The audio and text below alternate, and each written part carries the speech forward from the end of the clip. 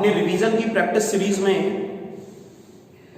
अपने नए टॉपिक वैद्युत प्रतिरोध यानी इलेक्ट्रिक रेजिस्टेंस और कॉम्बिनेशन ऑफ रेजिस्टेंस यानी प्रतिरोधों के संयोजन की स्टडी करेंगे और इस पर आधारित जो इंपॉर्टेंट ऑब्जेक्टिव होते हैं जैसे वन लाइनर क्वेश्चन और उसके साथ में ही कुछ न्यूमेरिकल प्रॉब्लम्स, उन सब की भी हम लोग बारी बारी से स्टडी करेंगे। तो चलिए समय ना खराब करते हुए हम लोग अपने नए टॉपिक की ओर बढ़ते हैं जिसका नाम है वैद्युत प्रतिरोध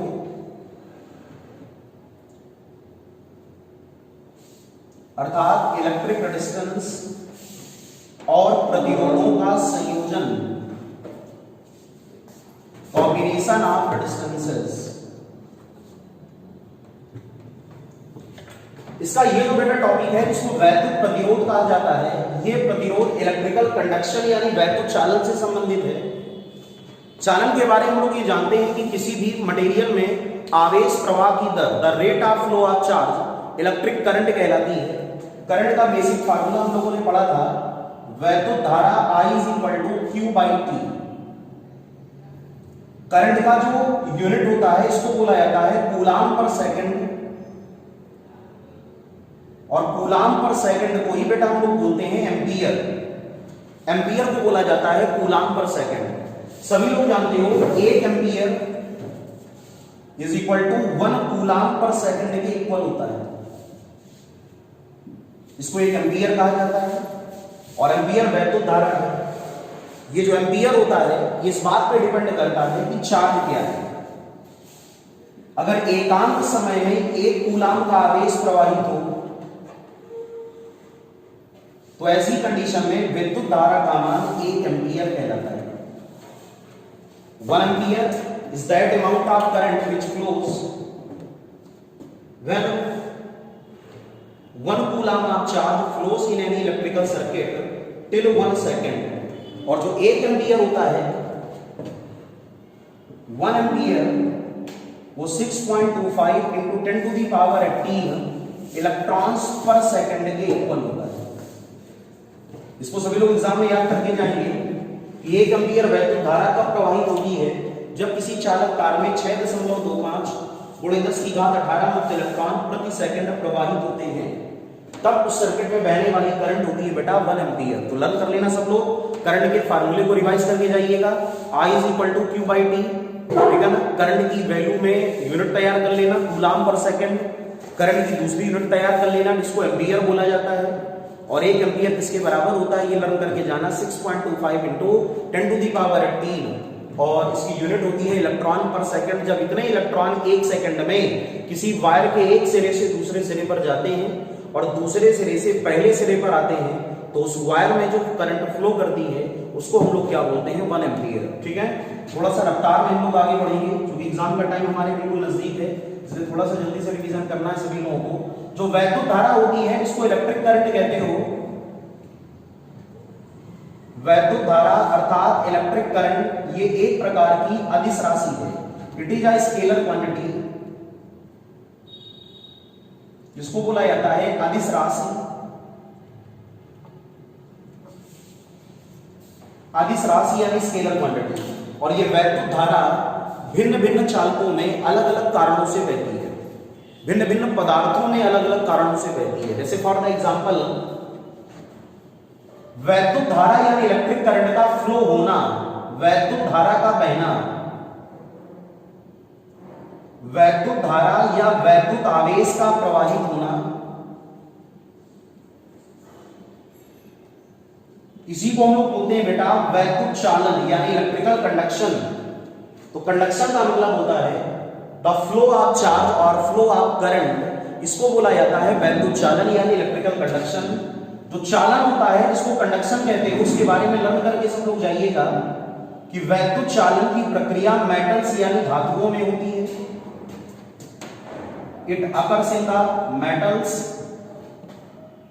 सबसे जो अच्छा चालक है, बेस्ट कंडक्टर, उस कैटेगरी में सबसे पहले आता है सिल्वर। इसको चांदी कहते हो, याद होना चाहिए। चांदी में मुक्त इलेक्ट्रॉनों की संख्या बहुत ज्यादा होती है। Number of free electrons in the silver are much larger. चांदी यानी सिल्वर में नंबर ऑफ फ्री इलेक्ट्रॉन्स यानी मुक्त इलेक्ट्रॉनों की संख्या बहुत अधिक होती है। ठीक है ना, इसमें मुक्त इलेक्ट्रॉनों की संख्या बहुत ज्यादा होती है, इसलिए चांदी की वैद्युत चालकता भी बहुत अधिक होती है। चांदी की, सिल्वर, ये भी एक ऑब्जेक्टिव, इसको लर्न कर लेना।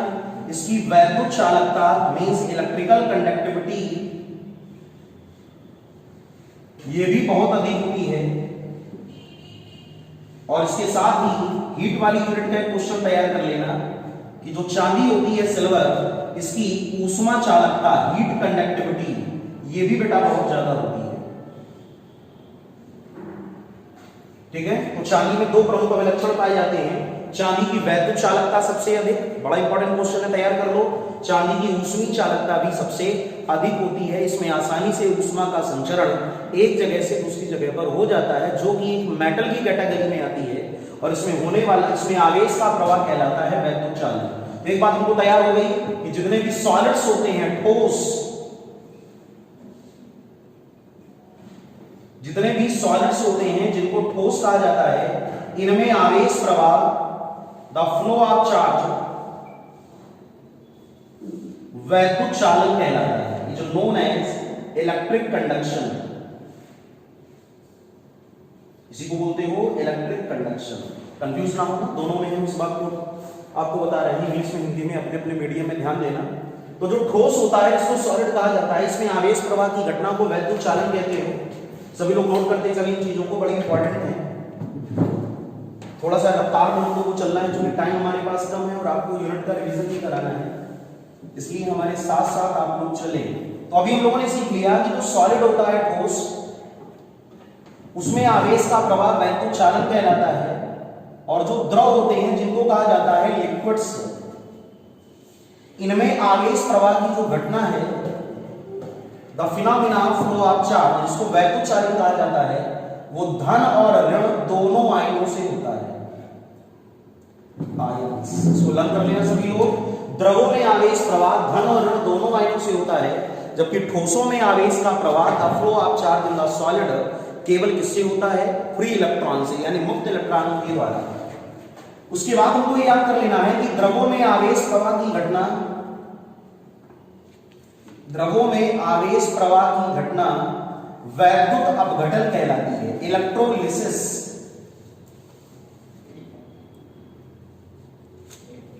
ठीक है ना, वैद्युत अपघटन को हम लोग बेटा क्या बोलते हैं? इलेक्ट्रोलिसिस। उसके बाद हम लोग को याद कर लेना है कि जो वैद्युत चालन होता है, जिसको इलेक्ट्रिक कंडक्शन कहते हो,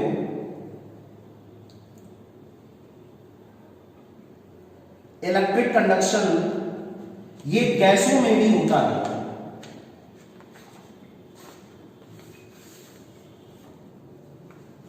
और गैसों में जो वैद्युत चालन होता है, ये भी धनायन और ऋणायनों से होता है, जिसको हम लोग बोलते हैं कैटायंस और एनायंस। क्या बोलते हैं बेटा? कैटायंस और एनायन। तो इस प्रकार हमको ये लर्न होना चाहिए कि इलेक्ट्रिक कंडक्शन तीनों में होता है, सॉलिड में, लिक्विड में और गैसों में। सॉलिड में जो इलेक्ट्रिक कंडक्शन होता है, वैद्युत चालन, इसके लिए प्रमुख रूप से रिस्पॉन्सिबल होते हैं फ्री इलेक्ट्रॉन, जिनको मुक्त इलेक्ट्रॉन कहते हो। और नंबर ऑफ फ्री इलेक्ट्रॉन जितने ज्यादा होंगे उतना ही अच्छा वैद्युत चालन होगा। और इसका सबसे अच्छा एग्जाम्पल था धातुएं, जैसे मेटल्स। और मेटल्स में जो कंडक्शन होता है, जिसको चालन बोला जाता है धातुओं में, वो किसके द्वारा होता है? ड्यू टू फ्री इलेक्ट्रॉन्स, यानी मुक्त इलेक्ट्रॉनों के द्वारा। इसके अलावा जो लिक्विड्स होते हैं, जिनको द्रव कहा जाता है, उनमें भी वैद्युत चालन होता है, इलेक्ट्रिकल कंडक्शन। लेकिन किससे होता है? सभी लोगों को पता है, धनायन और ऋणायनों से होता है, due to positive and negative ions, दोनों से होता है। और अगर हम लोग बात करें गैसों की, तो गैसों में भी वैद्युत चालन होता है। Electric conduction also take place in the gases, और ये भी किससे होता है? धन और ऋण दोनों प्रकार के आयनों से होता है। तो बेटा ये सारी चीजें आप लोग शॉर्ट में लर्न करके जाइएगा, बड़ा इंपॉर्टेंट है, तो दिमाग में होना चाहिए लेसन में। उसके बाद हम लोग ये ध्यान रखना है कि जो वैद्युत अपघटन होता है, इसको इलेक्ट्रोलिसिस कहते हो। इलेक्ट्रोलिसिस, ठीक है। ये जिस बर्तन में होता है, उस बर्तन का नाम होता है बेटा वोल्टामीटर। सभी लोग उसको याद कर लेना। जिस बर्तन में वैद्युत अपघटन की प्रक्रिया होती है, the vessel in which electrolysis take place, उसको हम लोग बोलते हैं वोल्टामीटर। वोल्टामीटर वो बर्तन होता है जिसमें हम लोग वैद्युत अपघटन की प्रक्रिया कहते हैं, ठीक है ना। इलेक्ट्रोलिसिस जो होती है जिसको वैद्युत अपघटन कहते हो, इसमें दो मेटल की प्लेट्स यूज की जाती हैं जिनको कैथोड और एनोड कहा जाता है, इसको भी याद कर लेना। और इन दोनों को मिलाकर हम लोग बोलते हैं बेटा इलेक्ट्रोड्स, इसको इलेक्ट्रोड्स कहा जाता है, पता होना चाहिए सभी लोगों को। जो कैथोड होता है इस पर हमेशा नेगेटिव चार्ज होता है, ऋणावेश, और जो एनोड होता है इस पर पॉजिटिव चार्ज होता है, यानी धनावेश। ये भी हमको याद होना चाहिए, ठीक है, कि कैथोड में जो आवेश होता है उसको बोलते हो ऋणावेश, और एनोड में जो आवेश होता है उसको बोलते हो धनावेश। और ये दोनों जो इलेक्ट्रोड्स होते हैं ये किसी विलयन में डूबे हुए होते हैं, और ऐसे सॉल्यूशन को हम लोग बोलते हैं इलेक्ट्रोलाइट, यानी वैद्युत अपघट्य, ठीक है। तो वैद्युत अपघट्य यानी जो इलेक्ट्रोलाइट होते हैं वो ऐसे सॉल्यूशन होते हैं जिनमें कैटायन और एनायन बनते हैं। देखिए ये हो गया कैथोड, ये हो गया एनोड, ठीक है, और ये हो गया वैद्युत अपघट्य जिसको हम लोग बोलते हैं इलेक्ट्रोलाइट। ये हो गया बर्तन जिसका नाम है वोल्टामीटर, और ये पूरी जो घटना है, ये जो पूरा प्रोसेस है इसी को बोला जाता है वैद्युत अपघटन यानी इलेक्ट्रोलिसिस। इसी प्रकार गैसों में जो वैद्युत चालन होता है, electrical conduction in the gases, वो प्रक्रिया कहलाती है इलेक्ट्रिक डिस्चार्ज, उसको बोला जाता है वैद्युत विसर्जन। वैद्युत विसर्जन का मतलब होता है बेटा इलेक्ट्रिक डिस्चार्ज। तो गैसों में जो घटना होती है उसका नाम है वैद्युत विसर्जन। तो गैसों में आवेश का प्रवाह, गैसों में इलेक्ट्रिक कंडक्शन यानी जो आवेश का प्रवाह होता है वो प्रक्रिया कहलाती है वैद्युत विसर्जन। और वैद्युत विसर्जन को हम लोग बेटा क्या बोलते हैं, इलेक्ट्रिक डिस्चार्ज। ठीक, इसका एग्जांपल है जैसे ट्यूबलाइट, सभी लोगों को पता है, जैसे इलेक्ट्रिक बल्ब, ठीक है, जैसे वैक्यूम बल्ब। इन सब में होने वाला जो प्रोसेस है इसको बोला जाता है इलेक्ट्रिक डिस्चार्ज। बस अंतर इतना है, जो वैक्यूम बल्ब होंगे उनमें गैसेस नहीं होंगी, वहां से गैसेस को निकाल दिया जाता है। जो वैक्यूम बल्ब होते हैं जैसे डायोड, ट्रायोड, ट्रांजिस्टर, ये सब निर्वात बल्ब होते हैं बेटा, और इनसे गैसों को निकाल दिया जाता है। इनमें कांच का बल्ब होता है जिसके अंदर कोई गैस नहीं होती, ताकि इलेक्ट्रॉन गैस के मॉलिक्यूल से टकराकर या वायु के मॉलिक्यूल से टकराकर अपनी एनर्जी का लॉस ना कर दे। और अगर कहीं इलेक्ट्रॉन की एनर्जी का लॉस हो गया तो वैद्युत चालन बहुत धीमा होगा, यानी चार्ज का फ्लो बहुत धीरे होगा, स्लोली होगा। इसीलिए हम लोग कहते हैं निर्वात बल्ब यानी वैक्यूम बल्ब। तो इस बात को थोड़ा दिमाग में भी रखना कि वैक्यूम को क्यों यूज किया जाता है, निर्वात का प्रयोग इसलिए किया जाता है ताकि इलेक्ट्रॉनों की एनर्जी का कोई लॉस ना हो। सभी लोगों ने नोट कर लिया ना, फटाफट इन चीजों को नोट करते जाइए। जहां पर आपको प्रॉब्लम हो नोट करने में, वहां पर वीडियो को पॉज करके तब आप लोग उसको नोट करें। अब बेटा हम लोग आगे की तरफ बढ़ते हैं। एक दूसरी बड़ी इंपॉर्टेंट क्वांटिटी होती है जिसको हम लोग बोलते हैं धारा घनत्व यानी करंट डेंसिटी। इसके बारे में कुछ पॉइंट एग्जाम में याद करके जाना, जिसको धारा घनत्व कहा जाता है। सभी लोग जानते हो करंट डेंसिटी होता है J = I/A। धारा जो घनत्व होता है करंट डेंसिटी, इसकी जो यूनिट होती है वो एम्पियर पर मीटर स्क्वायर होती है। और जो धारा घनत्व है ये एक प्रकार की सदिश राशि है। J is the vector quantity. J is the vector quantity. यहां ध्यान देने वाली बात है कि जो वैद्युत धारा होती है जिसको इलेक्ट्रिक करंट कहते हो, ये तो एक अदिश राशि है, कभी कंफ्यूज ना होना पेपर में, स्केलर क्वांटिटी। लेकिन जो धारा घनत्व है जिसको हम लोग बोलते हैं करंट डेंसिटी, धारा घनत्व, यह एक प्रकार की अदिश राशि है, सॉरी सदिश राशि है। It is a vector quantity. एक बड़ा प्राइम क्वेश्चन होता है, तैयार कर लेना। धारा घनत्व जो होता है इसको करंट डेंसिटी कहते हो, कंफ्यूज ना होना, एक ही चीज है। इसकी जो दिशा होती है, इट्स अ डायरेक्शन, वो हमेशा होती है direction of flow of positive charges, धनावेश के प्रवाह की दिशा। किसके प्रवाह की दिशा? धनावेश के प्रवाह की दिशा। धारा घनत्व की दिशा धनावेश के प्रवाह की दिशा है। लेकिन जो वैद्युत धारा होती है बेटा, जिसको इलेक्ट्रिक करंट कहते हो, जिसको इलेक्ट्रिक करंट कहते हो, अभी हम लोगों ने पढ़ा, इसकी स्वयं कोई डायरेक्शन नहीं होती, नो एनी डायरेक्शन। ठीक, ये इस बात पर डिपेंड करती है कि जो धनायन है उनके प्रवाह की दिशा क्या है। It depends on direction of flow of positive ions, धनायनों के प्रवाह की दिशा। फॉर द एग्जाम्पल, जैसे हमारे पास कोई भी एक मेटेलिक वायर हो, धात्विक तार, बड़ा इंटरेस्टेड टॉपिक है, सब लोग ध्यान से समझें। इसकी लंबाई L और एरिया क्रॉस सेक्शन A है, तो इसमें जो डायरेक्शन होगी फ्लो ऑफ पॉजिटिव आयंस की, जैसे पॉजिटिव आयंस होंगे प्लस आयन, जिनको पॉजिटिव आयंस कहते हो, सभी लोग जानते हो, ये जिस डायरेक्शन में फ्लो करेंगे, जैसे हमने माना ये बाईं तरफ चल रहे हैं, दे मूव्स टुवर्ड्स लेफ्ट, तो जो वैद्युत धारा होगी, इलेक्ट्रिक करंट, वो भी किधर होगी? बाईं ओर। अब आप ये सोचेंगे कि अभी आपने सर बताया कि वैद्युत धारा में कोई दिशा नहीं होती, तो डायरेक्शन कैसे डिफाइन हो गई? अभी आपने बोला था ये एक अदिश राशि है, यानी स्केलर क्वांटिटी, तो यहां पर डायरेक्शन का प्रश्न कैसे आया? तो सीधी सी बात है, अदिश राशि इसलिए बोला गया क्योंकि धारा की स्वयं कोई दिशा नहीं होती, इसका स्वयं का कोई कैरेक्टरिस्टिक नहीं होता। ये टोटली इस बात पर डिपेंड करता है, करंट इस बात पर डिपेंड करता है कि धनायन किधर फ्लो कर रहे हैं। जिस डायरेक्शन में धनायन जाएंगे वो डायरेक्शन आएगी अपनी कोई डायरेक्शन नहीं होती। आप लोगों ने पढ़ा होगा कि जितनी भी प्रकार की सदिश राशियां होती हैं, इनको वेक्टर क्वांटिटीज कहते हो, ये ट्रायंगल लॉ ऑफ एडिशन के रूल को होल्ड करती हैं, त्रिभुजीय नियम। ए वेक्टर बी वेक्टर, तो R is equal to A plus B. लेकिन वैद्युत धारा को कभी इस नियम से सॉल्व नहीं किया जाता। Electric current always Kirchhoff's law से सॉल्व होती है, जिनको किरचॉफ के नियम कहते हो, और किसी भी संधि पर मिलने वाली समस्त धाराओं का बीजगणितीय योग शून्य होता है। The algebraic sum of all the currents meeting at a point always will be zero. तो जो इलेक्ट्रिक करंट होती है वो इस नियम का पालन करेगी, इलेक्ट्रिक करंट कभी इस नियम का पालन नहीं करती। इस आधार पर भी हम लोग बोलते हैं कि जो वैद्युत धारा है वो कैसी राशि है? वैद्युत धारा एक अदिश राशि है, स्केलर क्वांटिटी। तो ये दो क्वेश्चन आप बिल्कुल याद कर लेना।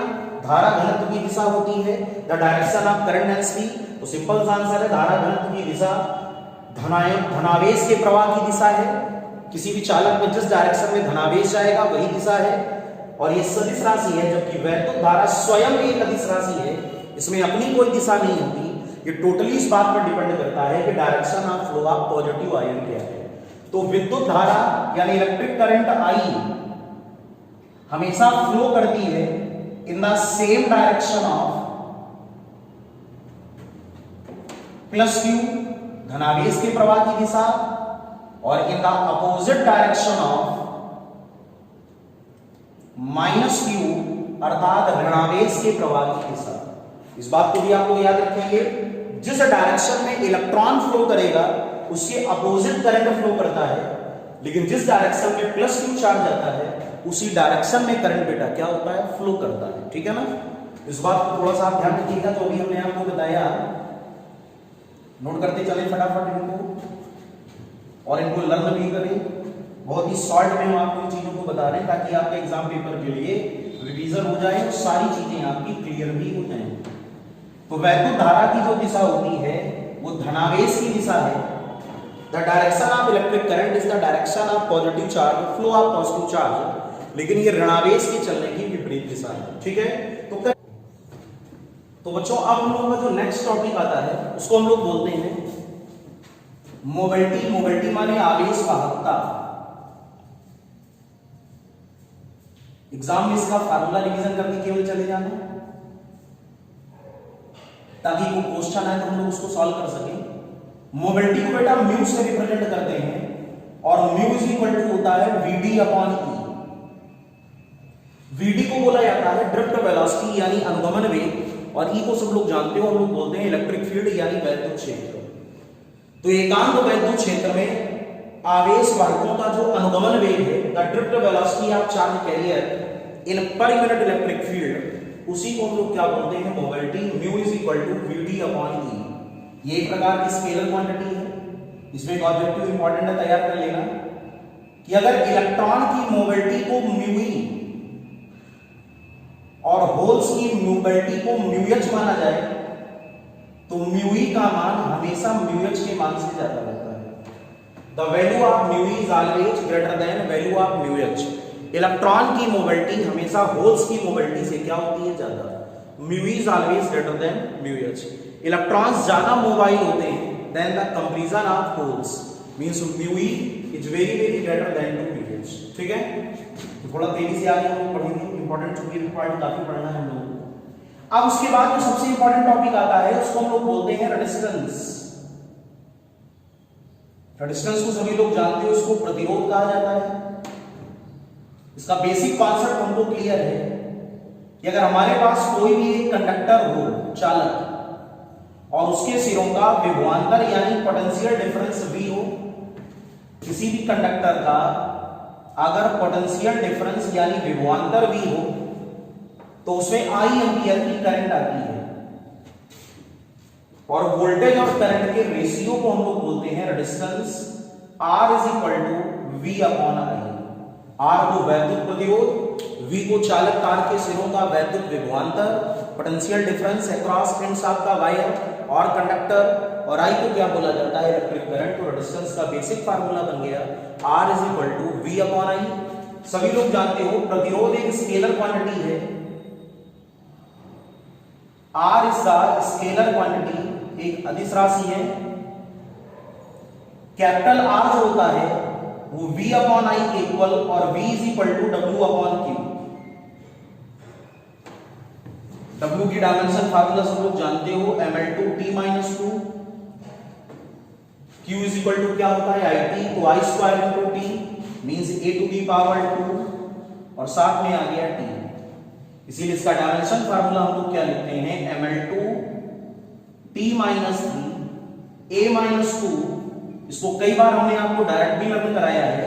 mlTA 1232, ml के ऊपर 12 और TA के ऊपर 32 किसमें, माइनस में, और ml किसमें, m की पावर 1 और n की power 2। This is the electrical resistance. R की विमा याद कर लेना, बड़ी इंपॉर्टेंट है। R की मेजर यूनिट होती है किलो ओम। R की एक और मेजर यूनिट होती है मेगा ओम। इसको बोलते हैं प्रतिरोध के बड़े मात्रक। और उसके बाद 1 mega ohm that is equal to 10 to the power 6 ohm, and 1 kilo ohm is equal to 10 to the power 3 ohm. प्रतिरोध के जो छोटे मात्रक हैं, स्मॉलर यूनिट्स, उनको माइक्रो ओम और मिली ओम भी कहा जाता है। माइक्रो ओम सभी लोग जानते हो 10 टू दी पावर -6 ओम के इक्वल होता है, और milli Om 10 to the power -3 ओम के इक्वल होता है। तो इस प्रकार रेजिस्टेंस की डायमेंशन लर्न करके एग्जाम में जाइएगा। R की मेजर यूनिट तैयार कर लेना, R की स्मॉलर यूनिट आप तैयार कर लेना। R का फार्मूला आपको बताइए, R इज इक्वल टू होता है V upon I। V is the voltage, I is the current. चालक के सिरों का विभवांतर अगर V हो, उसमें बहने वाली धारा यानी करंट I हो, तो R is equal to formula क्या बन जाता है बेटा, R is equal to V upon I। अब कुछ बहुत इंपॉर्टेंट चीजें इनको तैयार कर लेना। R की एक और यूनिट होती है, उसको हम लोग कहते हैं volt per ampere. Volt per ampere को ही हम लोग बोलते हैं ओम। तो हमेशा लर्न कर लेना 1 ओम, ओम को ऐसे लिखा जाता है, that is equal to 1 volt per ampere. तो 1 ओम बराबर 1 वोल्ट प्रति एम्पियर के बराबर होता है। कैपिटल आर की सबसे बड़ी प्रॉपर्टी है, आर की वैल्यू जो डिपेंड करती है वो टेम्परेचर ऑफ द मटेरियल, पदार्थ के ताप पर प्रतिरोध का मान निर्भर करता है। किसी भी वायर का जो इलेक्ट्रिकल रेजिस्टेंस होगा, the resistance of any wire depends on temperature of its material. जिस मटेरियल से वायर बना होगा उसके टेम्परेचर यानी ताप पर प्रतिरोध यानी कैपिटल आर का मान डिपेंड करता है। साथ में आर की वैल्यू किस पर डिपेंड करती है, एक आर का बेसिक फार्मूला होता है बेटा ml upon N square tau A, यहां पर L को बोला जाता है चालक तार की लंबाई, लेंथ ऑफ कंडक्टर। A को बोलते हो अनुप्रस्थ परिच्छेद का क्षेत्रफल, area cross section of the wire.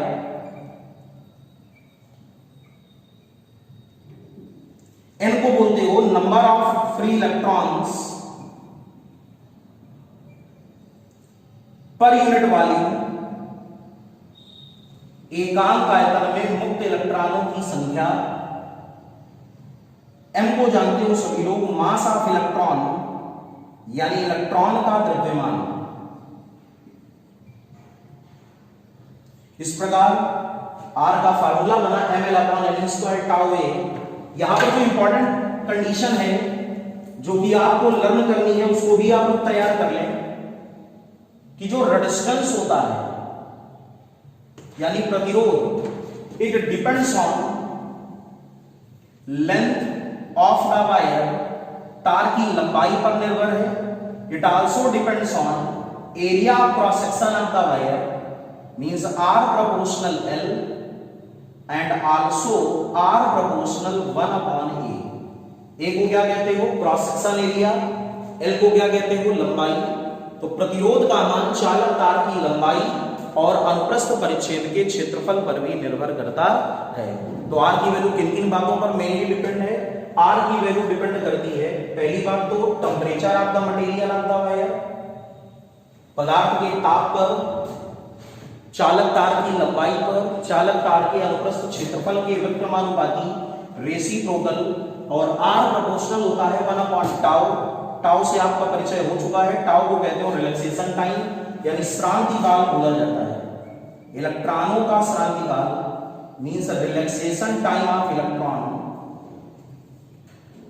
ठीक है, तो फार्मूला बना R proportional L, R proportional 1/A, R proportional 1/टाउ, और इसके साथ ही जो R होता है वो प्रोपोर्शनल 1/N, और N को बोलते हो number of free electrons in per unit volume. ठीक है, ये कंडीशन से बड़ी इंपॉर्टेंट है। एकांक आयतन में मुक्त इलेक्ट्रॉनों की संख्या को N से रिप्रेजेंट किया जाता है। तो इन सारी चीजों को आप लोग फटाफट लर्न कर लें। अब जैसे हमारे पास कोई भी एक सॉल्टर वायर हो, छोटा तार, लेकिन उसकी मोटाई ज्यादा हो, थिकनेस उसकी ज्यादा है, ये L और ये क्रॉस सेक्शन एरिया है, वायर इज द X। कैसा तार है? Salt and thick wire. और अगर कोई दूसरा वायर हो उसी की जगह, वायर Y जिसकी लेंथ ज्यादा है लेकिन एरिया क्रॉस सेक्शन कम है, means long and thin wire. तो अगर हम दोनों वायर की तुलना करें तो जिस वायर की लंबाई कम होगी उसका एरिया क्रॉस सेक्शन क्या है?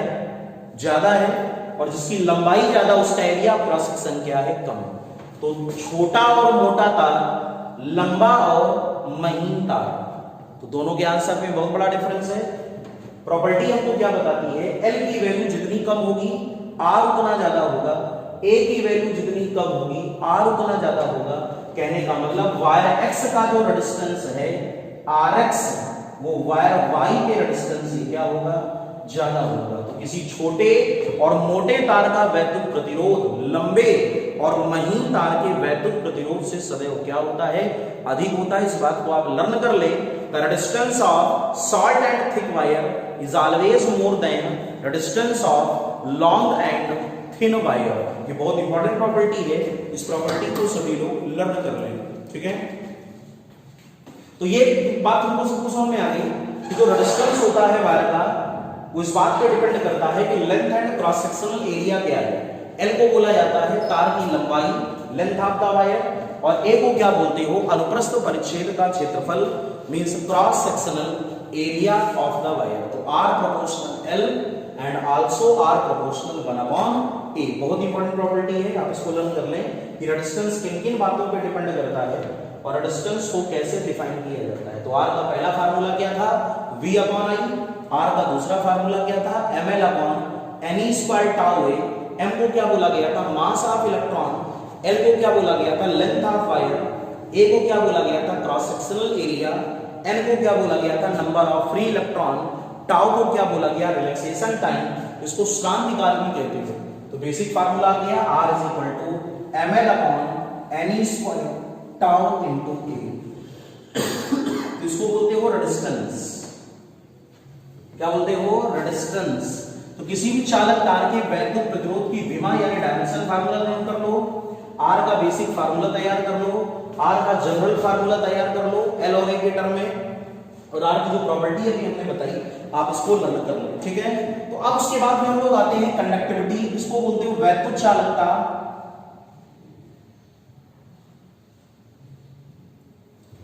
इसको हम लोग G से डिफाइन करते हैं। वैद्युत चालकता electrical conductivity it is represented by G। G के बारे में सब लोग जानते हो, फटाफट हम लोग रिवाइज कर लें। G is equal to 1 upon R, इसकी यूनिट होती है ओम इनवर्स या 1 अपॉन ओम,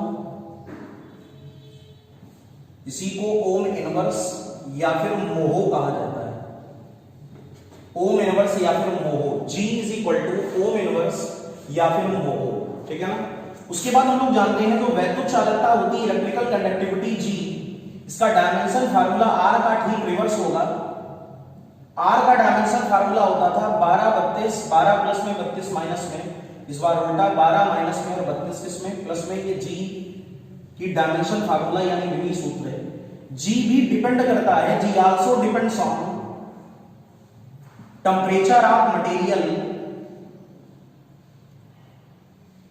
मटेरियल के टेम्परेचर पर, जिस पर R का मान डिपेंड करेगा उस पर G का मान भी डिपेंड करेगा। ये ऑब्जेक्टिव के बाद पेपर में आ चुका है कि ताप बढ़ाने पर वैद्युत चालकता पर प्रभाव। जरा थोड़ा इस बात को ध्यान दीजिएगा सभी लोग, टेम्परेचर को चेंज करने पर कंडक्टिविटी किस प्रकार बदलती है ये हमको ध्यान रखना है, ठीक है। तो सभी लोग जानते हो G depends on temperature of material. चलिए यहां थोड़ा भी हम बता देते हैं। जो रेजिस्टेंस होता है मेटल्स के लिए यानी धातुओं के लिए, मेटल्स का रेजिस्टेंस, धातुओं का प्रतिरोध कैपिटल R, वो टेम्परेचर के बढ़ाने पर बढ़ता है।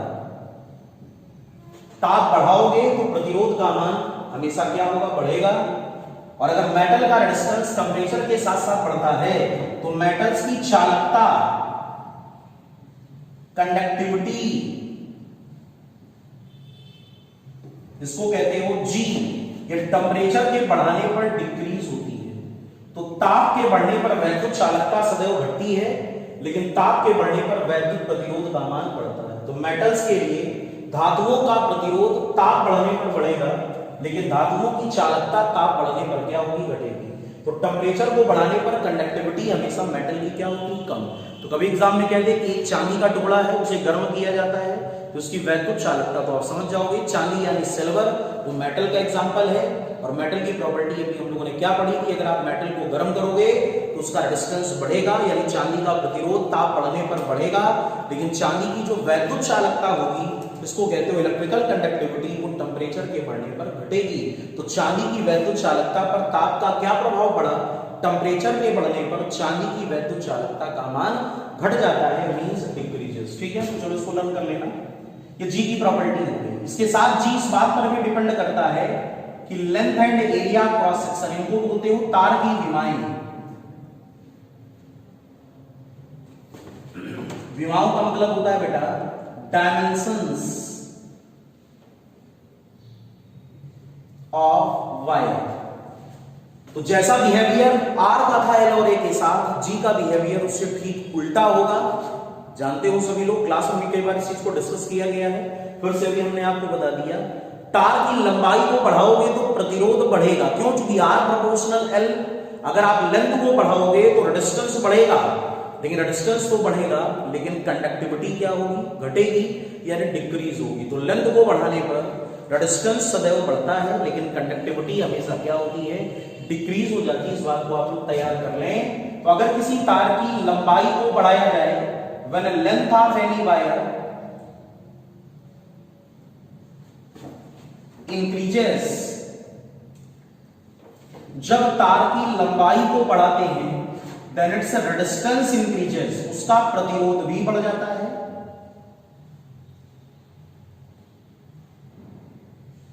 ठीक, लेकिन उसकी कंडक्टिविटी यानी चालकता घट जाती है।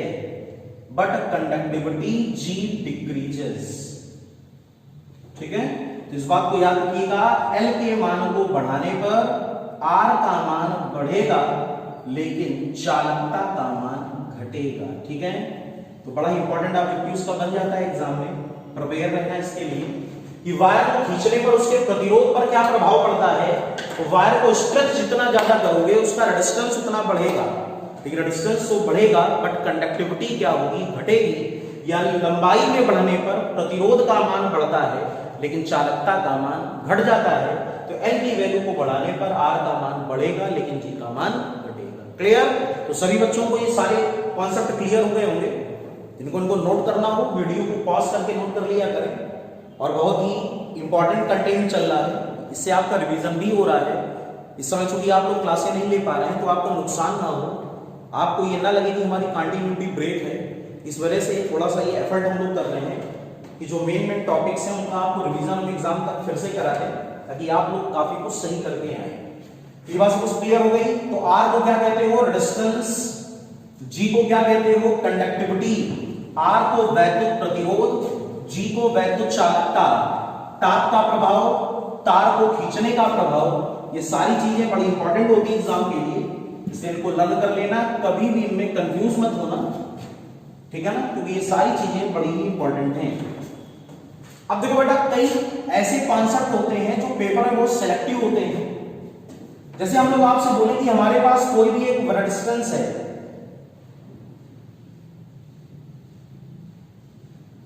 R1, इसको हम लोगों ने ये भी बोला। हमारे पास एक रेजिस्टेंस है R1, इसको हम लोगों ने ये भी बोला, और इसको हम लोगों ने इस प्रकार खींचा, when this wire is stretched such as, तार को हम लोगों ने इस प्रकार खींचा, its length become n times, कि इसकी लंबाई पहले से n गुना बढ़ जाती है। किसी भी वायर को हम लोगों ने इस प्रकार खींचा कि इसकी लंबाई पहले से n गुना बढ़ जाती है। जब किसी वायर की लंबाई पहले से n गुना बढ़ जाएगी तो उसका नया वैद्युत प्रतिरोध, it's new electrical resistance, R2 is equal to n square R1, अर्थात उसका नया प्रतिरोध पहले से n स्क्वायर गुना बढ़ जाता है। ये बहुत इंपॉर्टेंट प्रॉब्लम है, इसको आप लोग तैयार कर लें कि अगर किसी वायर का या किसी तार का प्रतिरोध R1 हो और उसको इस प्रकार खींचे कि उसकी लंबाई को n गुना बढ़ा दिया जाए, its length increases by n times, तो स्वाभाविक है कि अगर तार को खींचने पर उसकी लंबाई को n स्क्वायर गुना बढ़ाओगे तो उसका वैद्युत प्रतिरोध n स्क्वायर गुना बढ़ जाता है। तो इसका नया फार्मूला बन के आ गया, R2 is equal to n square R1। n square R1 में R1 क्या है, तार का प्रारंभिक प्रतिरोध जिसको कहते हो इनिशियल रेजिस्टेंस, R2 क्या है, वायर का नया प्रतिरोध इसको कहते हो न्यू रेजिस्टेंस। तो नया फार्मूला क्या बन गया, R2 is equal to n square R1। Note कर लें फटाक से, तो फार्मूला बेटा बन गया R2 is equal to n square R1। Note कर लिया सभी लोगों ने। अच्छा, इसकी प्रॉब्लम है तो आप आसानी से कर लेगा। जैसे क्वेश्चन में आपसे कहते हैं कि कोई भी एक तार, एक चालक तार का वैद्युत प्रतिरोध, एक चालक तार का वैद्युत प्रतिरोध 10 ओम है, इसे दोगुनी लंबाई तक खींचा जाता है। It is stretched up to double length.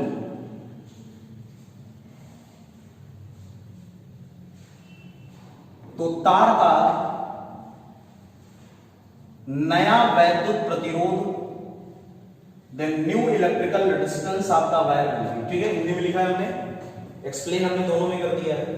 फिर से एक बार बता देते हैं, a metallic wire of initial resistance 10 ohm, it is stretched such as its length becomes 2 times, so its final resistance will be. तो आंसर बड़ा सिंपल है, initial resistance wire का कितने ओम है बेटा, 10 ओम, कितने गुना खींचा गया, 2 गुना, तो n इज इक्वल टू 2, और हम लोगों से फाइनल रेजिस्टेंस पूछा है तो फार्मूला हम लोगों ने क्या लिख दिया, R2 इज इक्वल टू 2 का स्क्वायर इंटू 10 मींस 4 इंटू 10, तो R2 इज इक्वल टू कितने ओम आ गया, 40 ओम।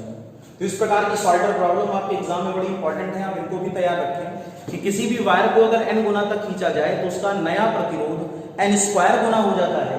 क्वेश्चन आपके सामने लिखा है, इधर फार्मूला इधर इसका एप्लीकेशन, दोनों को आप फटाफट नोट कर लें ताकि हम आगे की ओर बढ़ें।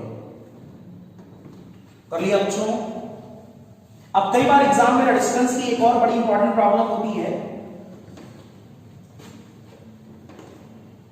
जैसे किसी वायर का रेजिस्टेंस हमको दिया हो R1, कोई भी हमारे पास एक वायर है उसका रेजिस्टेंस हमको दिया हो R1 और उसकी लेंथ है हमारे पास L और क्रॉस सेक्शन एरिया है, और उसने कह दिया कि तार की लंबाई में परसेंटेज चेंज किया गया, वायर की लेंथ में कुछ परसेंटेज इंक्रीमेंट किया गया, तार की लंबाई को प्रतिशत बढ़ाया गया, ठीक है ना? तो percentage change in the length is given, और हम लोगों से पूछेगा कि find percentage change in resistance,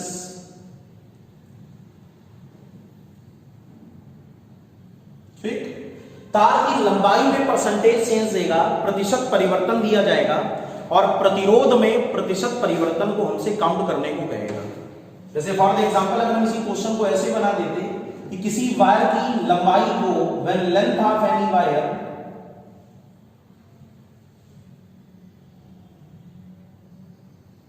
is stressed as 10% than initial length, किसी तार की लंबाई को प्रारंभिक लंबाई से 10% खींच दिया जाए, so new resistance of wire कितना होगा? तार की लंबाई को 10% बढ़ाया गया। क्वेश्चन करने का बड़ा सिंपल तरीका है, लेकिन है बड़ा इंपॉर्टेंट। इसका एक शॉर्ट मेथड भी होता है, लेकिन ज्यादा अच्छा ये कि आप कॉन्सेप्ट के बेस पे चलो। इनिशियल लेंथ को हम लोगों ने L बोला, तो नई लेंथ 10% बढ़ गई, और 10% को जानते हो 10/100 लिखते हो, तो ये हो गया L + L/10 मींस 11L/10। इसका मतलब L2 बराबर आ गया बेटा 11/10 L1। L जो था वो L1 था ना, ये तो लिखा L1 = 12 इसलिए हमने यहां पर लिख दिया। तो L2 बराबर आ गया 11/10 L1। बड़ा आसान है, हमको निकालना है प्रतिशत परिवर्तन। तो डेल्टा R/R प्रतिरोध में प्रतिशत परिवर्तन, percentage change in the length, delta R/R × 100% is equal to, इसका एक बड़ा इंपॉर्टेंट फार्मूला होता है L2/L1 का होल स्क्वायर -1 गुणे 100%। तो अगर आपको किसी क्वेश्चन में L1 L2 का रेशियो आप पता करो, तो आप प्रतिरोध में कितने परसेंटेज का चेंज आएगा या वृद्धि होगी आप ये निकाल सकते हो। Increase percentage, increase in the resistance of any wire. और L2/L1 अगर आप यहां से देखो तो 11/10 है, तो यहां पर हम लोग रख दिया 11/10 का होल स्क्वायर -1 और गुणे कै परसेंट 100%, तो 121/100 -1 और इनटू कै परसेंट 100%, और ये आ गया 121 - 100/100 और इनटू यहां पर कितने परसेंट 100%। तो क्वेश्चन का सही आंसर आ गया बेटा 21%। सबको तरीका समझ में आ गया? तो अगर किसी वायर की लंबाई को 10% बढ़ा दें, सवाल सबको क्लियर हो गया? किसी भी वायर की लंबाई को अगर 10% बढ़ा दिया जाए तो उसके प्रतिरोध में, रेजिस्टेंस में कितने परसेंटेज का इंक्रीज होता है? तो बड़ा आंसर क्लियर है हमारे सामने, उसके रेजिस्टेंस में 21% का परिवर्तन आता है। ये दो क्वेश्चन अभी मैंने आपको लगा के दिखाए, एक जिसमें कहा जाता है लेंथ को n गुना कर देते हो n टाइम्स, तो रेजिस्टेंस कैसे निकलेगा, और दूसरी वो प्रॉब्लम जिसमें हमसे कहा गया है कि लेंथ को बदल करके लेंथ में परसेंटेज चेंज किया जाए तो रेजिस्टेंस में कितने परसेंटेज का चेंज आएगा। तो प्रॉब्लम को हम लोग इस प्रकार सॉल्व करते हैं। क्लियर हो गया? अब इसमें एक सेकेंडरी क्वेश्चन है, अपने आप घर में लगा देना कि कोई भी एक हमारे पास वायर है, उसकी लेंथ को 25% बढ़ाया जाता है।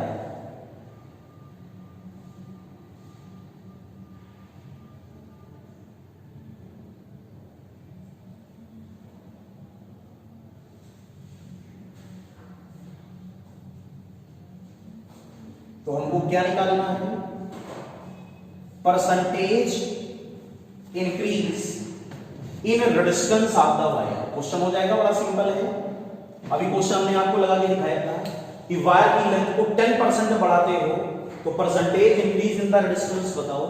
बस वहीं पर हमने 10% की जगह इस बार क्या नोट कर दिया है बच्चों, 25%। क्वेश्चन का तरीका फिर से बड़ा सिंपल है, अपने आप कर लेना, L1 को L कर लेना, L2 को L प्लस 25% L। आगे का काम आप जानते हो। सभी लोग इसके आंसर को निकाल करके कमेंट सेक्शन में लिखें कि कितने ओम का फाइनल रेजिस्टेंस आपका परसेंटेज में बदलेगा जब लेंथ को कितने परसेंट का इंक्रीज किया गया है। आंसर है, ध्यान रखिएगा, सॉरी, इसका रिजल्ट आपको निकाल के कमेंट सेक्शन में लिखना है कि कितने परसेंटेज का इंक्रीज रेजिस्टेंस में होगा। कर लोगे ना सभी लोग? आंसर को निकाल करके सब लोग कमेंट सेक्शन में इसके आंसर को लिखें कि किसी वायर के लेंथ को 25% बढ़ाते हो तो percentage increase in the resistance of the wire कितना होगा। ठीक है ना? नोट कर ले फटाफट। जहां पर नोट करने में प्रॉब्लम हो वीडियो को पॉज कर लिया करो। बार बार हम इन चीजों को बता रहे हैं क्योंकि हम लोगों के पास समय कम है, इसलिए ज्यादा देर हम इसमें नहीं रुक सकते बोर्ड पर। थोड़ा सा हमको जल्दी जल्दी काम कराना है ताकि आपका रिवीजन भी होता रहे साथ साथ। इसके आंसर को सभी लोग निकाल लेना। दोनों क्वेश्चन बड़े इंपॉर्टेंट थे, इनको तैयार करके एग्जाम में जाना। पीछे जो क्वेश्चन अभी 2 वायर एक्स और वाई का भी मैंने बताया था उसको भी तैयार कर लेना। अगर एक वायर वो शॉर्ट और एक वो लॉन्ग तो परसेंटेज, तो फिर हम किसके रेजिस्टेंस को कैसे पता लगाते हैं कि किस वायर का रेजिस्टेंस ज्यादा होगा और किस वायर का रेजिस्टेंस क्या होगा कम। ये भी आपके लिए बड़ा आसान है, पूरा तरीका आपके सामने क्लियर है। अच्छी बात समझ में आ गया? चलिए अब उसके बाद बच्चों हम लोग जानते हैं अगली इंपॉर्टेंट एक क्वांटिटी आती है, उसका नाम है स्पेसिफिक रेजिस्टेंस। इसको कहते हो विशिष्ट प्रतिरोध। साथ साथ इसको बेटा हम लोग बोलते हैं रेजिस्टिविटी यानी प्रतिरोधकता। अपने अपने मीडियम में पूरे टॉपिक को ध्यान दिया करो। स्पेसिफिक रेजिस्टेंस का मतलब विशिष्ट प्रतिरोध और रेजिस्टिविटी का मतलब हुआ प्रतिरोधकता। विशिष्ट प्रतिरोध और प्रतिरोधकता बड़ा सिंपल है, इसको रो से डिफाइन किया जाता है और rho is equal to basic formula होता है बेटा E बाई J। ठीक है? E को क्या कहते हो? इलेक्ट्रिक फील्ड यानी वैद्युत क्षेत्र।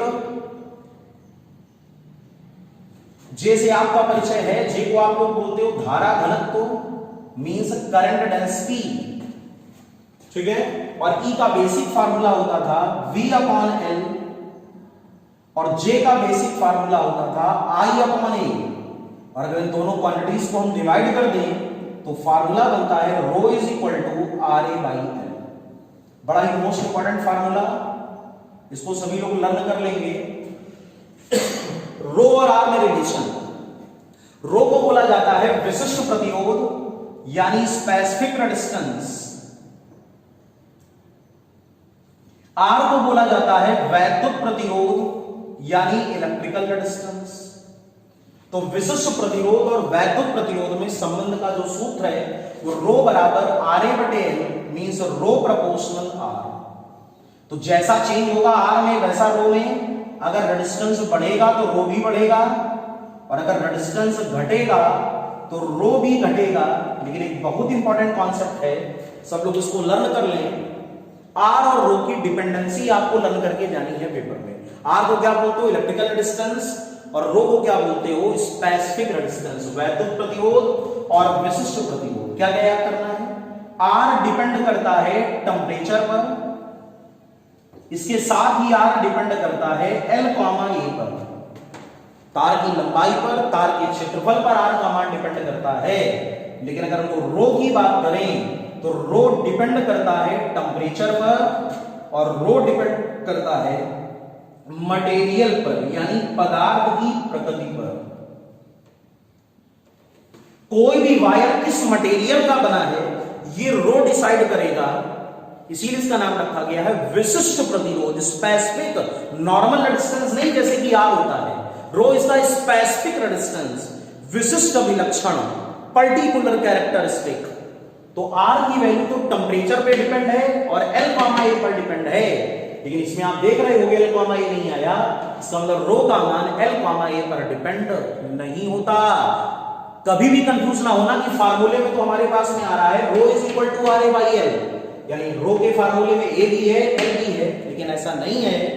अगर आप रो का बेसिक फार्मूला देखो, इसको कहते हो सामान्य सूत्र, तो रो बराबर केवल होता है m upon N square tau, जबकि r बराबर होता था बेटा ml upon N square tau a।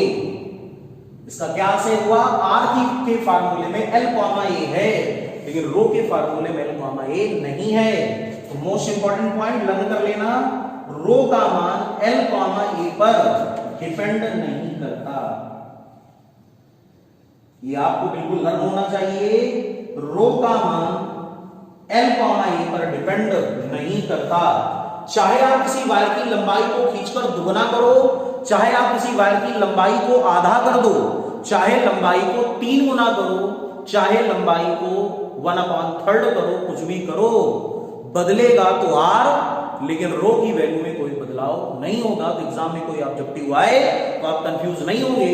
एक वायर को दुगनी लंबाई तक खींचा गया, उसका विशिष्ट प्रतिरोध होगा, आंसर है अपरिवर्तित, मींस रिमेन्स अनचेंज। लेकिन किसी भी तार को दुगनी लंबाई तक खींचा गया, उसका वैद्युत प्रतिरोध होगा, तो आंसर है नया वैद्युत प्रतिरोध, तो 4 गुना होगा, रेजिस्टेंस 4 टाइम्स होगा, बट रेजिस्टिविटी पर कोई फर्क नहीं पड़ेगा। तो कभी कंफ्यूज ना होना बच्चों, बड़ा इंपॉर्टेंट पॉइंट है ये कि वायर को खींचने पर, वायर को स्ट्रेच करने पर उसकी आर वैल्यू में कभी कोई परिवर्तन नहीं होता। प्रतिरोध पर कोई प्रभाव पड़ेगा, लेकिन आर वैल्यू में चेंज होता है सॉरी, लेकिन रो वैल्यू में कोई चेंज नहीं होता। विशिष्ट प्रतिरोध स्पेसिफिक रेजिस्टेंस या रेजिस्टिविटी में कोई परिवर्तन नहीं होगा, लेकिन रेजिस्टेंस का मान क्या होगा, बढ़ेगा। सबको बात क्लियर हो गई। Rho is the property of material, rho का नाम क्या है, विशिष्ट प्रतिरोध, रो को और क्या कहते हो, specific resistance. Rho is equal to होता क्या है, R A by L. Rho का अगला फार्मूला क्या होता है, ई बाई जे। रो किस पर डिपेंड करता है, मटेरियल के टेम्परेचर पर। रो और किस पर डिपेंड करता है, मटेरियल के नेचर पर। ये रो किस पर डिपेंड नहीं करता, तार की लंबाई और तार के अनुप्रस्थ क्षेत्रफल पर रो का मान कभी भी निर्भर नहीं करता। उसके लिए दोनों फार्मूले ऊपर ये बोर्ड में लिखे हुए हैं, आप इनको अच्छी तरह घर में समझ लें कि किस प्रकार रो की डिपेंडेंसी होगी और रो की डिपेंडेंसी या आर की डिपेंडेंसी होगी और रो की नहीं होगी। बहुत अच्छा। उसके बाद बेटा हम लोग जानते हैं रो का डायमेंशन होता है MLTA 1332 13 प्लस में 32 माइनस में, और रो की जो यूनिट होती है बेटा इसको कहते हो ओम मीटर। तो रो का मात्रक होता है ओम मीटर। रो की विमा होती है M1 L3 T-3 A-2, और रो का रेसिप्रोकल कहलाता है स्पेसिफिक कंडक्टिविटी, इसको कहते हो विशिष्ट चालकता, और ये सिग्मा से रिप्रेजेंट है। सिग्मा इज इक्वल टू 1/रो, ध्यान कर लेना। और इसके साथ ही एक और रिलेशन होता है, J is equal to sigma E, J और E में रिलेशन। अगर आप इसका वेक्टर फॉर्म लिखो तो वेक्टर फॉर्म होता है J वेक्टर बराबर sigma into E vector. E को क्या कहते हो, इलेक्ट्रिक फील्ड, वैद्युत क्षेत्र, और J को क्या कहते हो, धारा घनत्व यानी करंट डेंसिटी। तो J और E में क्या रिलेशन है, J is equal to sigma into E, और सिग्मा को बोलते हो स्पेसिफिक कंडक्टिविटी यानी विशिष्ट चालकता। अगर रो की वैल्यू बढ़ेगी तो सिग्मा की वैल्यू घटेगी। विशिष्ट प्रतिरोध का मान अगर बढ़ेगा तो विशिष्ट चालकता का मान घटेगा। जिन जिन बातों पे रो डिपेंड करता था उन्हीं बातों पे सिग्मा का मान भी डिपेंड करता है। सिग्मा की जो विमा है, डायमेंशनल फार्मूला MLTA 1332, लेकिन यहां पर 13 किसमें, माइनस में, और जो भी सिग्मा की यूनिट है उसको बोलते हो ओम इनवर्स और मीटर इनवर्स, या इसी को बोलते हो ओम इनवर्स, मोहो और मीटर इनवर्स। ध्यान रखिएगा। अगली यूनिट होती है साइमन सेंटीमीटर इनवर्स, वो भी इंपॉर्टेंट है। तो ये सारे डायमेंशन और सारी यूनिट्स को आप अच्छी तरह लर्न कर लें। सिग्मा की विमा होती है M-1 L-3 T की पावर 3 A की पावर 2, और सिग्मा का मात्रक होता है ओम इनवर्स मीटर इनवर्स, और सिग्मा को हम लोग कहते हैं क्या, विशिष्ट चालकता। तो क्या क्या हमको पता चला बेटा, R की वैल्यू अगर बढ़ेगी तो G की वैल्यू घटेगी, और रो की वैल्यू बढ़ेगी तो सिग्मा की वैल्यू घटेगी। 4 राशियां बड़ी इंपॉर्टेंट है, इनको लर्न रखना।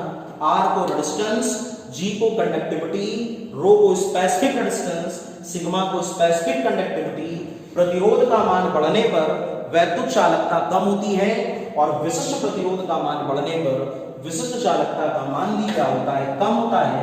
तो रो को हम लोग बोलते हैं विशिष्ट प्रतिरोध और सिग्मा को बेटा हम लोग क्या बोलते हैं, विशिष्ट चालकता। तो इन सारी चीजों को अच्छी तरह नोट कर लें और रिवाइज कर लें। तो अब बच्चों हम लोग का नेक्स्ट टॉपिक आता है जिसको हम लोग बोलते हैं ओम्स लॉ, यानी ओम का नियम। प्रॉपर्टी सबको पता होगी कि अगर किसी भी कंडक्टर की भौतिक अवस्था यानी फिजिकल स्टेट में कोई चेंज ना हो,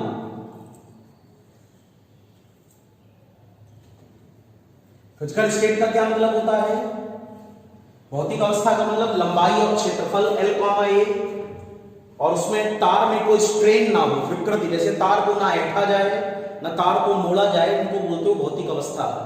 यदि किसी चालक तार की भौतिक अवस्था में कोई परिवर्तन ना हो तो तार के सिरों पर लगाए गए वोल्टेज, विभवांतर और करंट का रेशियो एक कांस्टेंट होता है।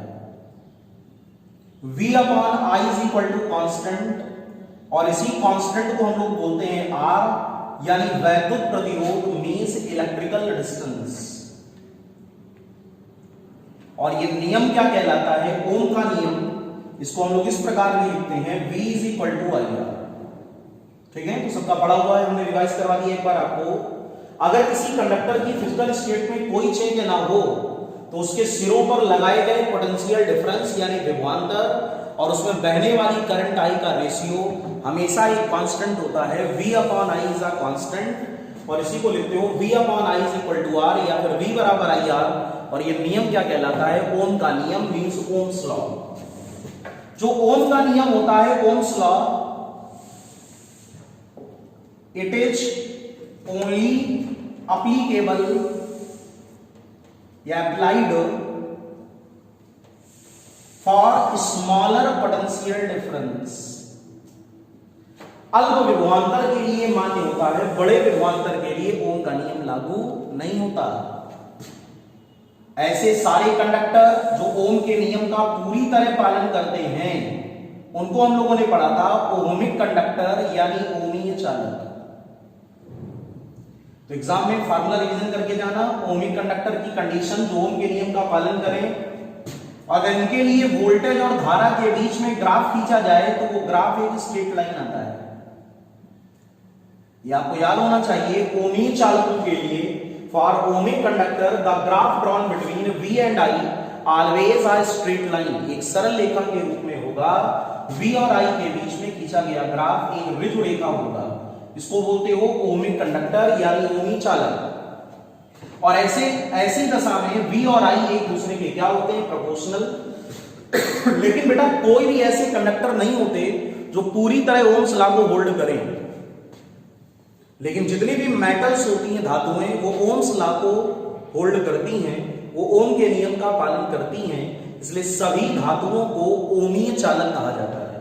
तो जो मेटल्स होती हैं, धातुएं, जैसे कि सिल्वर जिसको चांदी कहते हो, कॉपर जिसको तांबा कहते हो, एल्युमिनियम, ये आदि जितनी भी आपके पास में मेटल हैं, ये सब ओम्स लॉ को होल्ड करती हैं। तो ये ओमीय चालक कहलाते हैं। अगर प्रैक्टिकली देखा जाए तो V और I के बीच में जो ग्राफ होता है वो स्ट्रेट लाइन ना करके वो ग्राफ कुछ कर्व के फॉर्म में आता है। कुछ पार्ट तो स्ट्रेट लाइन होगा, यहां से लेकर यहां तक का भाग सरल रेखा है, लेकिन आगे का पार्ट स्ट्रेट लाइन नहीं है। और ये एक्सपेरिमेंटल ग्राफ जिसके लिए ड्रॉ किया गया उसका नाम था टॉर्च बल्ब। तो टॉर्च के बल्ब को वैसे तो हम लोग ओमिक कंडक्टर कहते हैं, लेकिन फिर भी ये पूरी तरह ओम्स लॉ को सेटिस्फाई नहीं करता, क्योंकि स्मॉलर वोल्टेज के लिए स्ट्रेट लाइन हमें मिलती है, लेकिन बड़े वोल्टेज के लिए हमें स्ट्रेट लाइन नहीं मिलती। इस प्रकार आप लोग उसको भी रिवाइज करके एग्जाम में जाएंगे कि ओमिक कंडक्टर जो होते हैं उनके एग्जांपल्स क्या क्या हैं, उनका ग्राफ क्या बनेगा, और उसके बाद में जितनी भी धातुएं हैं, सभी धातुएं वो ओम के नियम का पालन करती हैं। ओमीय चालकों के लिए V और I के बीच का ग्राफ एग्जाम में ऑब्जेक्टिव बन चुका है, आंसर स्ट्रेट लाइन होता है। दूसरे वो कंडक्टर्स होते हैं which do not obeys Ohm's law, जो ओम के नियम का पालन नहीं करते। Ohm's law. इनको हम लोग बोलते हैं अनओमीय चालक, मींस नॉन ओमिक कंडक्टर्स।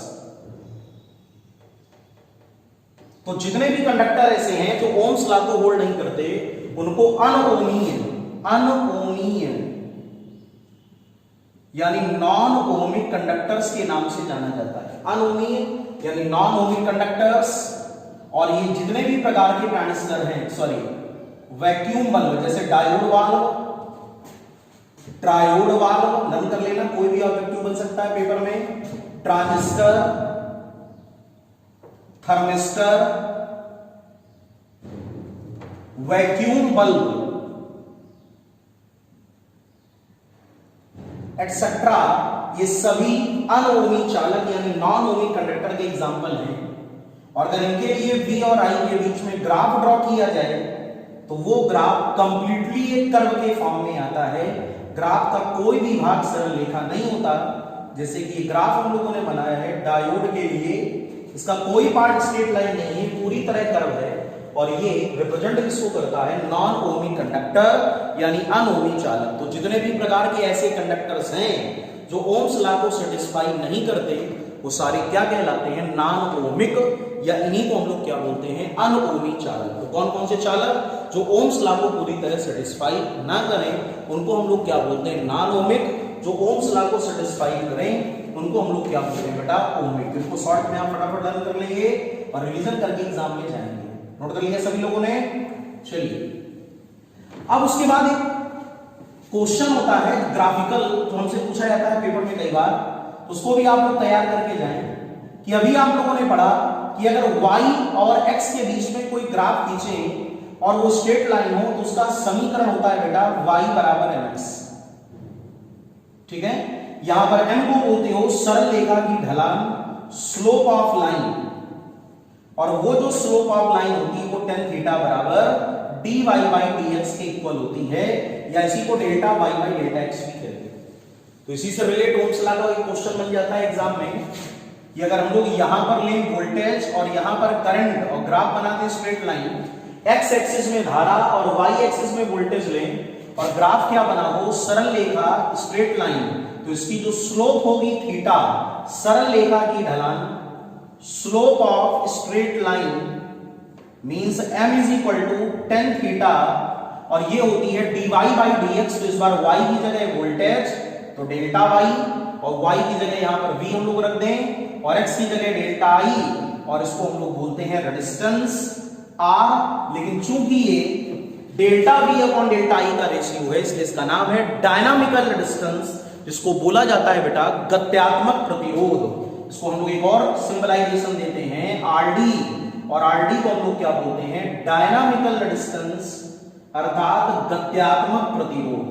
तो एक ऑब्जेक्टिव तैयार कर लो कि v और i के बीच में खींचे गए ग्राफ की ढलान क्या रिप्रेजेंट करती है, तो उसकी स्लोप हमको बताती है रेजिस्टेंस। या तो ऑप्शन दिया होगा या तो गत्यात्मक प्रतिरोध यानी डायनामिकल रेजिस्टेंस आंसर दिया होगा, और दोनों कंडीशन में फार्मूला क्या बनेगा? Delta v upon delta i, m is equal to tan theta is equal to delta v upon delta i। इसको हम लोग बोलते हैं डायनामिकल रेजिस्टेंस यानी गत्यात्मक प्रतिरोध।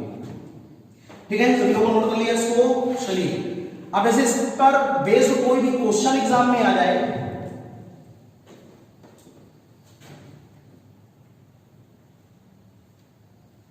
यहां पर लिखा हो v और यहां पर i, और एक स्ट्रेट लाइन एंगल बना हो 30, और आपसे बोला जाए फाइंड रेजिस्टेंस एंड कंडक्टिविटी, प्रतिरोध और चालकता इस ग्राफ से बताएं, तो बड़ा ही सिंपल है। अभी हम लोगों ने क्या पढ़ा? जो रेजिस्टेंस होता है R, वो किसके इक्वल होता है? स्लोप ऑफ स्ट्रेट लाइन, सरल रेखा की ढलान। तो अगर हम लोग निकालें चालक तार का प्रतिरोध, रेजिस्टेंस ऑफ कंडक्टर, तो हमारे लिए बड़ा आसान है। R is equal to tan 30, और tan 30 की वैल्यू बेटा क्या होगी? 1/√3। और अगर वोल्टेज को लिख दें वोल्ट में और करंट को लिख दें एम्पियर में, तो यहां पर आप क्या लिखोगे? ओम। और अगर यहां पर वोल्ट और एम्पियर ना लिखा हो तो यहां पर केवल क्या लिखा जाएगा? यूनिट। तो ये तो आ गया रेजिस्टेंस। और अगर हमको लिखना हो वैद्युत चालकता, इलेक्ट्रिकल कंडक्टिविटी, तो सभी लोग जानते हो G is equal to 1/R, so 1/√3, तो क्वेश्चन का सही आंसर आएगा √3 और इसकी यूनिट क्या बनेगी बेटा, ओम इनवर्स। कर ले जाओगे ना सभी लोग, बड़ा सिंपल है। तो ये हमने आपको एग्जांपल लगा के दिखाया, ग्राफ वाले न्यूमेरिकल में आर और जी को निकालना। आर को क्या बोलते हो, रेजिस्टेंस, और जी को क्या बोलते हो, कंडक्टिविटी। क्लियर हो गया, नोट कर ले फटाफट इसको। अच्छा, इसी पे कोई कोऑर्डिनेट बेस्ड प्रॉब्लम अगर एग्जाम में आ जाए हमारे पास, तो वो भी हमको प्रिपेयर रखना है। बड़ा ही सिंपल, अगर कोई पेपर सेट कर दे कभी कदार, यहां पर लिख दिया जाए मिली वोल्ट और यहां पर लिख दिया जाए मिली एम्पियर, और यहां पर स्ट्रेट लाइन बना दें और कोऑर्डिनेट आपको दे दिया जाए वोल्टेज का 1, 2, 3, 4 करंट का मिली एम्पियर में, और यहां पर लिख दिया जाए 5, 10, 15 आगे दैट डैश, और आपसे कह दिया जाए, चलिए 3 तक कोऑर्डिनेट लेते हैं, और आपसे कह दिया जाए रेजिस्टेंस ऑफ कंडक्टर, चालक का प्रतिरोध बताइए। तो बड़ा सिंपल है, R is equal to delta V upon delta I is equal to V2 minus V1 upon I2 minus I1, और V2 की जगह वैल्यू हमारे पास में फाइनल क्या है 15, और V1 की जगह यहां पर क्या होगा 0, और मिली वोल्ट को काहे में वोल्ट में 10 टू दी पावर -3 वोल्ट, और I2 माइनस I1 में I2 की जगह 3, I1 की जगह 0, और मिली एम्पियर में तो 10 टू दी पावर -3, पावर से पावर कैंसिल, 15/3, तो यूनिट बेटा हमारे पास में क्या है 5 ओम, या इसी को आप लोग लिख सकते थे, ध्यान रखिएगा 15/3 ओम। इस प्रकार हम लोगों ने क्या निकाल लिया, रेजिस्टेंस। और अगर आपसे पूछा जाता कि चालकता बताइए, conductivity, therefore G is equal to 1/R, तो 1/5 means 0.2, और इसकी यूनिट बेटा क्या बनती, ओम इनवर्स। सबको पूरी बात क्लियर हो गई क्या? तो वह तो चालकता इस न्यूमेरिकल में कितनी आएगी, इलेक्ट्रिकल कंडक्टिविटी 0.2 ओम इनवर्स, और रेजिस्टेंस कितना निकल के आएगा, R is equal to 5 ohm. नोट कर लिया सभी लोगों ने? तो बच्चों आज हम लोगों ने वैद्युत प्रतिरोध, वैद्युत चालकता, विशिष्ट प्रतिरोध, विशिष्ट चालकता, ड्रिफ्ट वेलोसिटी यानी अनुगमन वेग, रिलैक्सेशन टाइम श्रांति काल, इलेक्ट्रिकल रेजिस्टेंस, आर की प्रॉपर्टीज, रो की प्रॉपर्टीज, इन सारी चीजों को एक साथ एक कंटेंट, इंपॉर्टेंट कंटेंट बना करके इस वीडियो में डिस्कस किया। उम्मीद है कि आपको ये काफी अच्छा लगेगा पढ़ने में और आपकी तैयारी भी अच्छी हो जाएगी। तो आप लोग इन सारी चीजों के नोट्स बना करके इनको लर्न कर लें, और जैसे जैसे हमने शॉर्ट में चीजों को पढ़ाया है इसी प्रकार आप इसको तैयार कर लें, ताकि आगे आने वाले एग्जाम में आप अच्छी तरह अच्छा परफॉर्मेंस कर सकें। इसमें कॉम्बिनेशन ऑफ रेजिस्टेंस का एक टॉपिक है जो भी रह गया है, वो नेक्स्ट वीडियो में हम अपलोड करेंगे, नहीं तो एक साथ काफी कंटेंट बहुत लॉन्ग हो जाएगा, पढ़ने प्रॉब्लम होगी फिर। और तो अगले वीडियो में हम लोग उस टॉपिक को सम्मिलित करेंगे अलग से, या अलग से उसकी क्लास लेकर के, उसमें कई न्यूमेरिकल प्रॉब्लम्स भी हैं, टॉपिक को थोड़ा लंबा भी होगा, इसलिए हमने उसको अलग कर लिया है। तो आप ये दोनों चैप्टर्स हमने एक साथ पूरे आपको रिवाइज करा दिए हैं, इसलिए जितने भी वीडियो पढ़े हुए हैं उन सब लोगों को आप घर में बैठ करके अच्छी तरह तैयारी करें। क्लास में आप नहीं आ पा रहे हैं, क्लास रेगुलर नहीं इस समय लग पा रही है कुछ कारणों से, जो आप सब लोग जानते हो। इस वजह से आप इन चीजों को घर में बैठकर तैयार करें, और भी बच्चों को बताएं, ज्यादा से ज्यादा इनको शेयर करें। जिन बच्चों के पास चैनल सब्सक्राइब नहीं है उनको भी आप सब्सक्राइब कराएं, ताकि वो भी सुविधा का लाभ उठा सकें और अपनी तैयारी को आपकी तरह अच्छा कर सकें। तो इसी सीरीज में, इसका नाम है आओ चले लक्ष्य की ओर, हम लोगों ने आज एक नया वीडियो तैयार किया जो कि आप तक पहुंच रहा है। तो आप लोग उसको अच्छी तरह लर्न कर लें और तैयार कर लें।